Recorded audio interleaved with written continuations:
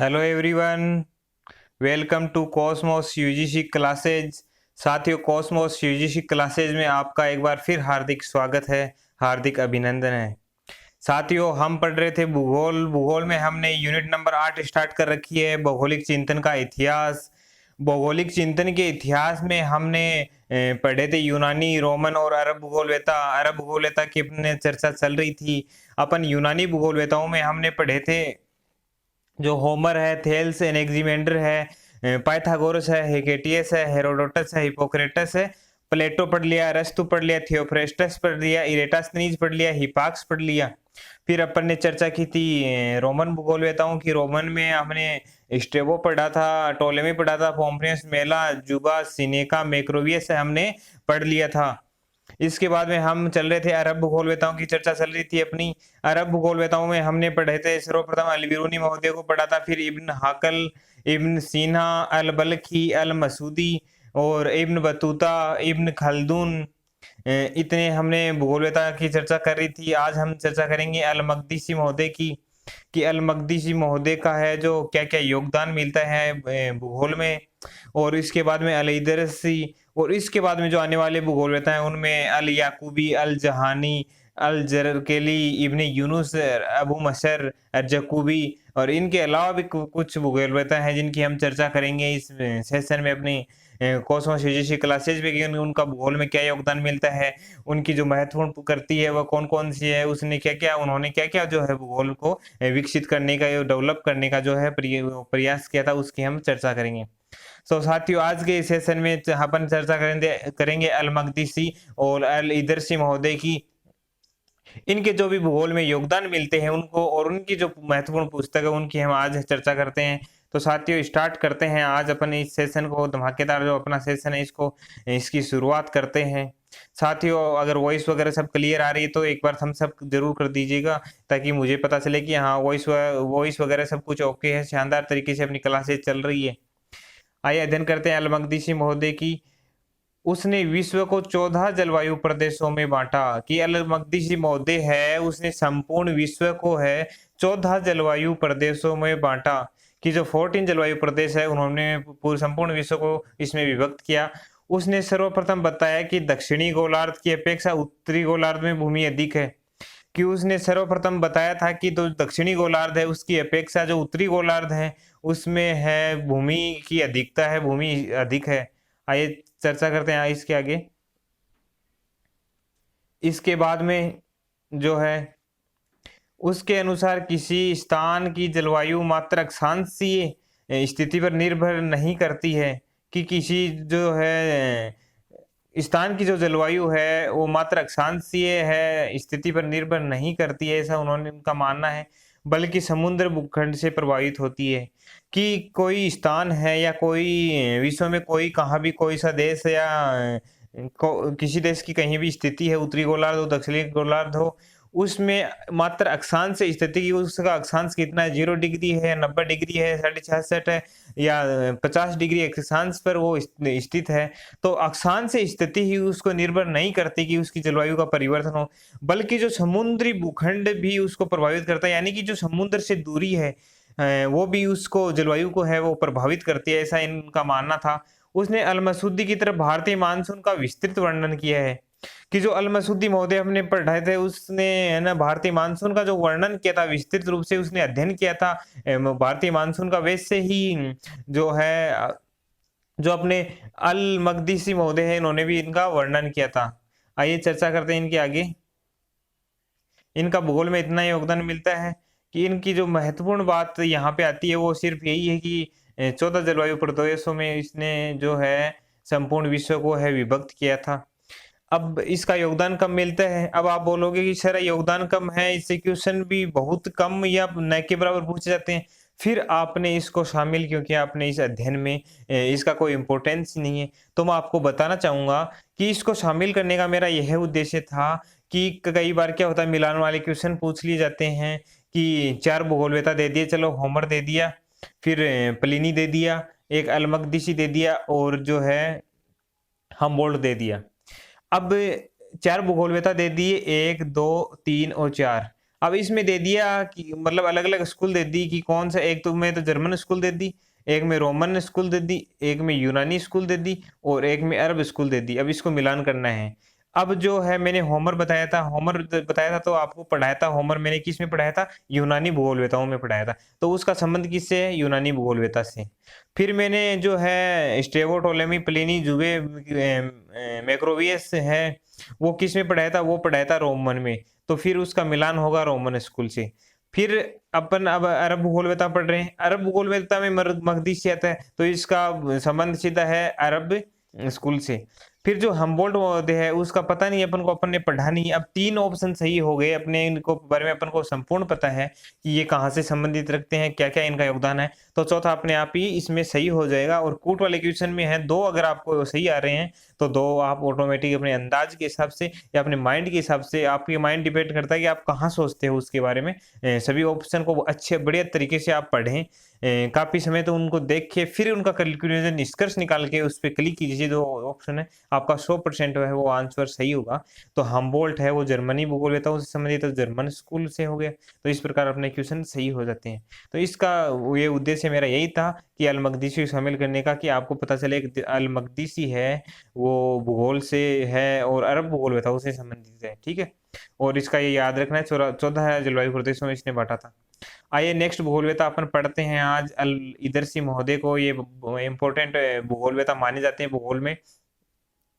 12वीं सदी का महान अरब भूगोलवेता, कि ये 12वीं सदी का भूगोलवेता है। जो 12वीं सदी है उसका महान है जो अरब भूगोलवेता है, जिसने अरब मानचित्र कला में प्रमुख योगदान दिया था।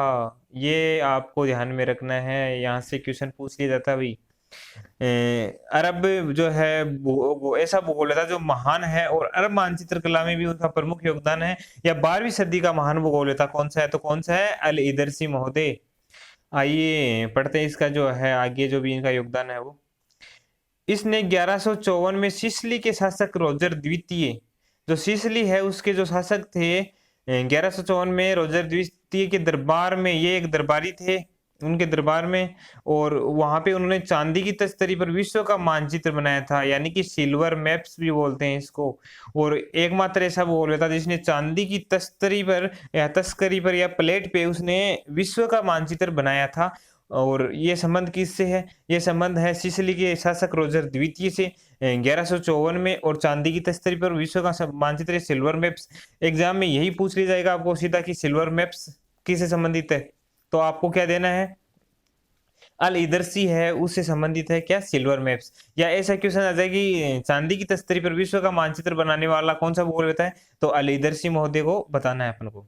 उसका यह मानचित्र साधारण आयताकार प्रक्षेप पे बना है, कि इसके मानचित्र कोई जो विधि है कौन सी? साधारण आयताकार प्रक्षेप इसकी जो है विधि मानी गई है। अल इदरसी ने ही सर्वप्रथम टोलेमी के विचारों में संशोधन किया। जो टोलेमी महोदय हमने पढ़ा था जब रोमन भूगोलवेता की अपनी चर्चा चल रही थी, तब हमने टोलेमी पढ़ा था। टोलेमी के जो विचार थे उसमें संशोधन का काम किसने किया? अल इदरसी ने किया था। अब इसमें जो नए नए नाम आ रहे हैं, जो पीछे वाले भूगोलवेताओं के नाम आ रहे हैं, उनसे अपन को क्या मतलब फायदा क्या है इस चीज का? तो मैं बताना चाहूंगा कि अब टोलेमी पढ़ा है, टोलेमी पढ़ते ही मैंने बता दिया कि ये है रोमन भूगोलवेता है। होमर आता तो मैंने बता देता कि यूनानी भूगोलवेता है। इससे आपको अभी वो पिक्चर क्लियर होगी आपकी कि कौन सा तो यूनानी है, कौन सा रोमन है, कौन सा अरब है, कौन सा चीनी है, कौन सा भारतीय, कौन सा अमेरिका है, कौन सा फ्रांसीसी है, कौन सा ब्रिटेन का है, कौन सा जर्मनी का है, कौन कौन से भूगोलवेता कौन कौन से कंट्रीज से संबंध रखते हैं, उनका जन्म स्थान कौन सा। इतनी आपकी पिक्चर यहाँ से क्लियर हो जाती है। इतनी क्लियर होने के बाद में इनकी जो पुस्तकें हैं, इनका जो भूगोल में योगदान है, वहां से वो आपका जो है मैटर फिर क्लियर होगा इसके बाद में। तो अपन को जब भी किसी भूगोलवेता का नाम आए तो आपका है जो माइंड में आपको ऐसे रिवाइज करना है उस चीज को कि हाँ ये भूगोलवेता हमने पढ़ा था, और कौन से जो है कहाँ से ये संबंध रखता है, ऐसा आपके है माइंड में ऐसे चलनी चाहिए, एक पिक्चर से चलनी चाहिए। तभी आप है ना जो ये भूगोलवेता है इनकी कंट्रीज है ये याद कर पाओगे। क्योंकि अमूमन यह है सबसे हार्ड यूनिट मानी जाती है। सबसे हार्ड यूनिट का कारण यही है कि इनमें सबसे ज्यादा तो इसमें पुस्तकें हैं। अब मैंने बताया था कि 70 से 75 भूगोलवेता नॉर्मल। अब एक की अगर 3 पुस्तक भी हो तो कितनी पुस्तक होगी? आप इतनी पुस्तक याद करने में शायद ही किसी को इतनी सारी पुस्तक एक साथ में याद हो, या कितने भूगोलवेता हैं, 70-75 भूगोलवेता को टिप्स पे याद करना कितना मुश्किल काम होता है। उनका भूगोल का योगदान याद करना कितना मुश्किल काम होता है, और इनकी तो पुस्तक और भूगोलवेता का सीधा क्वेश्चन है, पुटअप किया जाता है। और ये कोई 2-4 मार्क्स का खेल नहीं है, ये पूरे 20 मार्क्स का है जो यहाँ पे खेल है पूरा इस यूनिट का। लेकिन मैंने आपसे वादा किया था कि आप अंत तक बने रहिए, आप इस यूनिट को बढ़िया तरीके से पढ़िए, यहाँ से जो पढ़ लेते हैं उसके नोट्स बनाइए। अगर आप नोट्स नहीं बना रहे तो आपको ये जब यूनिट कंप्लीट हो जाएगी उसकी संपूर्ण पीडीएफ में आपको अपने टेलीग्राम चैनल कॉस्मोस जो यूजीसी क्लासेज का जो टेलीग्राम चैनल है अपना, उस पे वहाँ पे प्रोवाइड करवा दूंगा ताकि आप वहाँ से इसको प्राप्त कर सकें। अपने टेलीग्राम चैनल का नाम है कॉस्मोस यूजीसी क्लासेज। तो उस पे है, आप जुड़िए और वहाँ पे आपको इसकी संपूर्ण पीडीएफ है वो वहाँ पे आपको प्रोवाइड करवा दूंगा, ताकि आप फिर नोट्स बना सको या आप कोई प्रिंट वगैरह उसका निकाल के अपने पास सुरक्षित रख सके और इनको फिर रिवाइज करते रहें। जब भी आपको टाइम मिले उसके रिवाइज करते रहें, इससे आपकी यूनिट परफेक्ट हो जाएगी। तो आइए साथ चलते हैं आगे, इसके आगे जो भी इनका योगदान है वो पढ़ते हैं। उसने टोलेमी की इस भ्रांति को दूर किया कि टोलेमी की जो है भ्रांति को है को इसको दूर किया था कि हिंद महासागर एक बंद महासागर है। अब ये कथन है, इसमें दो भूगोलवेताओं का जो है मैटर क्लियर होता है, उनकी पिक्चर क्लियर होती है। अब यहाँ पे आ गया कि टोलेमी की इस भ्रांति को दूर किया कि हिंद महासागर एक बंद महासागर है। इसका मतलब टोलेमी ने यह माना था कि हिंद महासागर एक बंद महासागर है। अब क्वेश्चन आ जाए कि हिंद महासागर एक बंद महासागर है, कौन से भूगोलवेता ने माना था? तो टोलेमी ने। अब ये आ जाए कि हिंद महासागर एक बंद महासागर है, इस भ्रांति को कौन से भूगोलवेता ने दूर किया? तो अल इदरसी ने। अब दो क्वेश्चन, एक क्वेश्चन से दो है जो क्वेश्चन सोल्व, एक जो इस लाइन से दो क्वेश्चन सोल्व हो जाते हैं, मतलब एक तीर से अपन को दो निशान लगाने हैं यहाँ पे, तभी अपनी जो है यूनिट परफेक्ट हो पाएगी। अल इदरसी ने अपने मानचित्र में 7 जलवायु पेटियां भी दर्शाई थी। अब यहाँ पे आ गई 7 जलवायु पेटियां। अब इससे जो पहले भूगोलवेता अपने पढ़ रहे थे, अल मकदीसी महोदय को पढ़ा था। अल मकदीसी महोदय ने 14 जलवायु पेटियां बताई थी। मतलब अल मकदीसी ने तो 14 बता दी और अल जो है इदरसी ने संपूर्ण में 7 जलवायु पेटियां बताई थी। अब इससे दो पिक्चर क्लियर होगी, 7 और 14, यानी अल मकदीसी है वो 14 और अल इदरसी है वो 7। आ गया। और तब प्रत्येक जलवायु पेटी को 10 भागों में विभक्त किया। पहले तो इसने क्या किया, 7 जलवायु पेटियों में विभक्त किया और प्रत्येक के फिर है 10-10 उप विभाग इसने पार्ट बांट दिए। मतलब एक जो है जलवायु प्रदेश है उसके 10 कर दिए, एक के 10 कर दिए, तो 7 के उसने 70 भागों में इसको विभक्त कर दिया। जो इसका जो है जलवायु पेटियां है उसमें विभक्त कर दिया। अल इदरसी प्रथम भूगोलवेता थे जिन्होंने अपने मानचित्र में कैस्पियन सागर व अरल सागर को सही सही दर्शाया था। कि ऐसे प्रथम भूगोलवेता कौन से जिसने कैस्पियन और अरल सागर जो वर्तमान में उनकी स्थिति देखने को मिलती है उसके संदर्भ में उसने सही सही दर्शाया था, तो वो भूगोलवेता है अल इदरसी जिसने कैस्पियन सागर और अरल सागर को है सही सही दर्शाया था। अरब भूगोलवेताओं में सर्वाधिक ग्रंथ अल इदरसी ने लिखे थे। कि सर्वाधिक ग्रंथ लिखने वाला कौन सा भूगोलवेता है? अल इदरसी ने लिखे थे। हालांकि इसके जो महत्वपूर्ण ग्रंथ है वो एक दो ग्रंथ ही मिलते हैं, लेकिन सबसे जो है अधिक ग्रंथ लिखने वाला भूगोलवेता यही था। उसका जो प्रमुख ग्रंथ है जिससे इसको प्रसिद्धि मिली थी वो है अल रुबारी। अल रुबारी का अर्थ क्या होता है? जो विश्व का भ्रमण करना चाहता है उसके लिए आनंद। अब मैंने आपको जब पीछे की क्लास में जब मैंने अरब भूगोलवेता पढ़ा रहा था तब मैंने बताया था कि जो है अरब भूगोलवेता है वो किसी जो अरब शासक या जो है मुगल शासक के समय भारत आए थे या अन्य विश्व में गए थे, उसका सीधा कारण यही था कि उनको वहां पे सहयोग राशि मिलती है, उनको पूर्णतः स्वतंत्रता था कि आप किसी भी क्षेत्र में जाके खोज करें। अब क्या हुआ, जब यूरोप में अंधकार युग छाने के बाद में जब अरब भूगोलवेता विभिन्न देशों की यात्राओं के लिए निकले थे, अब यात्राओं के लिए जब वो निकले थे तो वो भारत में आए। अब भारत की मैं आपको हिस्ट्री बता रहा हूँ कि किस प्रकार भारत पे है भारत में जो है मुगल शासक यहाँ पे आए थे, उन्होंने आधिपत्य स्थापित कर लिया था। अरब भूगोलवेता भारत गए तो उन्होंने अन्य अन्य क्षेत्रों की खोज की कि किसी ने जो है कृषि फसलों की खोज की, किसी ने पर्वत पठारों में जो खनिजों का विवरण दिया, कोई इसे जो है सोने की चिड़िया कहता था। हालांकि पहले जो भारत को सोने की चिड़िया कहा जाता था, तो ईस्ट इंडिया कंपनी से पहले की बात है। तब क्या होता था, अरब गोलवेताओं ने अपनी पुस्तकों में जो है इसका विवरण दिया। अब जो शासक होते थे, राजा महाराजा जो होते थे, वो ग्रंथों के बहुत शौकीन होते थे, उनको साहित्य से लगाव था। कई राजा महाराजा तो ऐसे थे कि वो खुद है ग्रंथ लिखा करते थे, इसलिए उन्होंने उन भूगोलवेताओं के ग्रंथों का अध्ययन किया। और अध्ययन करने के बाद भी उनको पता चला कि हाँ, वो क्षेत्र अपने लिए लाभदायक है, तो उसकी ओर उन्होंने रुख कर लिया। और काफी संघर्ष करने के बाद में वहां पे आधिपत्य स्थापित करके उस क्षेत्र की जो संपूर्ण है, जो खनिज संसाधन है, जो महत्वपूर्ण जो वहां की जो भी वस्तुएं हैं, उनको वहां से अपने देश लिया है। इस प्रकार उन्होंने क्या किया, भारत पे भी इसे आधिपत्य स्थापित किया कि अरब भूगोलवेताएं उन्होंने जो है यहाँ पे बता दिया कि ये सोने की चिड़िया, यहाँ पे खनिज संसाधन ज्यादा है, सोने चांदी, और इनकी जो है चट्टानों में अधिकता पाई जाती है। ऐसा इन्होंने अपने ग्रंथों में शामिल किया। उन्होंने पढ़ के वो भी यहाँ पे जो है आधिपत्य स्थापित करने के लिए आ गए। तो जो विश्व का भ्रमण करना चाहता है उसके लिए आनंद इस पुस्तक को पढ़ के ही काफी सारे जो शासक है उन्होंने भारत की तरफ रुख अपनाया था। Amusement for him who desire to travel around the world, ये इंग्लिश में आपको इसका अंग्रेजी वर्जन है। इसको अब यहाँ पे 3 बातें मैंने बता दी। अल रुबारी तो अरब जो भाषा है उसमें कहते हैं, जो विश्व का भ्रमण करता है उसके लिए आनंद हो, इसको हिंदी भाषा में कहते हैं। अंग्रेजी में इसको क्या बोलते हैं, amusement for him who desire to travel around the world. तीनों में से आपको एक भी जो पुस्तक वहां पे मिल जाए, मतलब तीनों एक ही है, इसमें से एक भी आपको देखने को मिलते हैं, तो आप सीधा ये लगा देना कि अल ईदर्शी महोदय की है, जो उसका महत्वपूर्ण ग्रंथ है। आइए चर्चा करते हैं आगे उससे।